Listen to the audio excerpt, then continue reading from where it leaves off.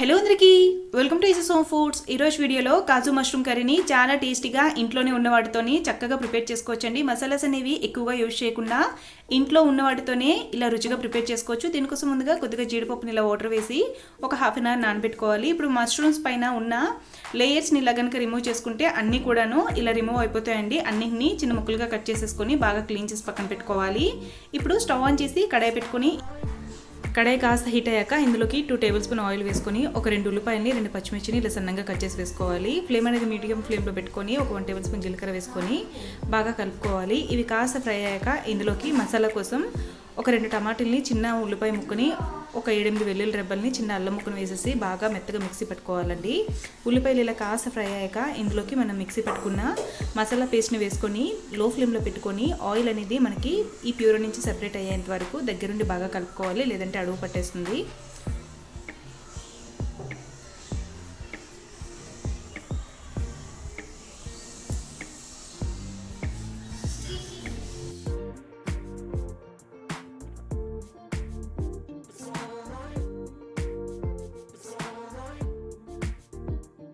ఇప్పుడు 3-4 నిమిషాల తర్వాత మనకి టమాటో ప్యూర్ నుంచి ఆయిల్ అనేది సెపరేట్ అయిపోతుందండి. అంటే మనకి పచ్చివాసన అనేది పోయినట్టే. ఇప్పుడు ఇందులోకి మనం ముందుగా నానబెట్టి పెట్టుకున్న జీడిపప్పు పలుకులను వేసుకొని బాగా కలుపుకోవాలి.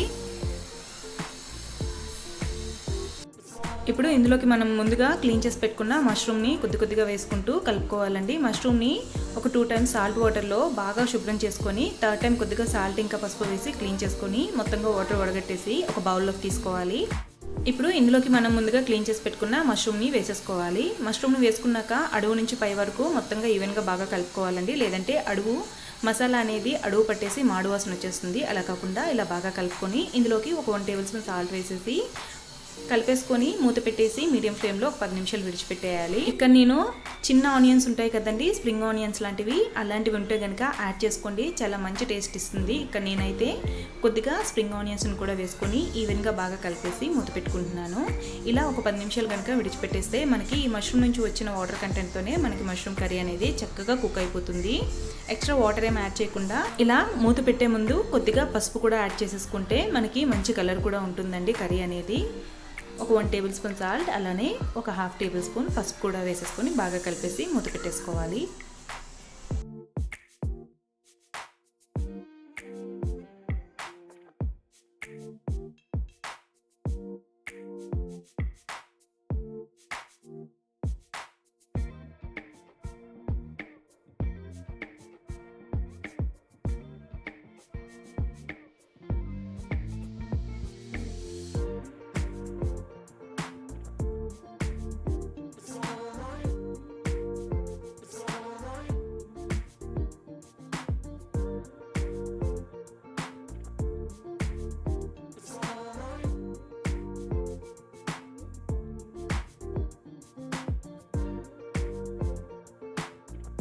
పది నిమిషాల తర్వాత మూత తీసి చూసుకుంటే చూసారా, ఇక్కడ వాటర్ కంటెంట్ అనేది ఎంత బాగా రిలీజ్ అయిందో.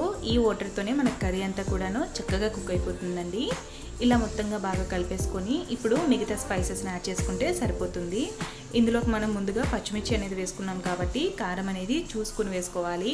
ఒక 1/2 టేబుల్ స్పూన్ కారం, అలానే ఒక 1/2 టేబుల్ స్పూన్ గరం మసాలా వేసేసుకొని మొత్తంగా బాగా కలిపేసి మూత పెట్టేయాలి. ఇలా మూత పెట్టేసి హై టు మీడియం ఫ్లేమ్ పెట్టుకోవాలండి. ఇంకా కర్రీ అనేది మనకి ఒక దగ్గరగా ఒక 5 నిమిషాల్లో కుక్ అయిపోతుంది. చూసారా అండి, ఇంతకు ముందు కంటే మనకి వాటర్ కన్సిస్ట్ అనేది కాస్త దగ్గరగా అయింది. ఈ స్టేజ్లో కావాలంటే స్టవ్ ఆఫ్ చేసేసుకోవచ్చు. రైస్లోకి, రోటీలోకి, ఎందులోకైనా చాలా టేస్టీగా ఉంటుందండి మష్రూమ్ కర్రీ. ఎక్కువగా ప్రోటీన్ రిచ్ కూడా ఉంటుంది ఇందులో. ఒకసారి ఇలానే ఇంట్లో మీరు కూడా ట్రై చేయండి. ఎటువంటి మసాలా ఇంగ్రీడియంట్స్ వాడకుండా చాలా మంచి అరోమాతో ఇంట్లోనే ఉన్నవాడితో ఇలా చాలా టేస్టీగా ప్రిపేర్ చేసుకోవచ్చు. లాస్ట్లో కొత్తిమీర సర్వ్ చేసుకొని తింటే కనుక చాలా బాగుంటుంది.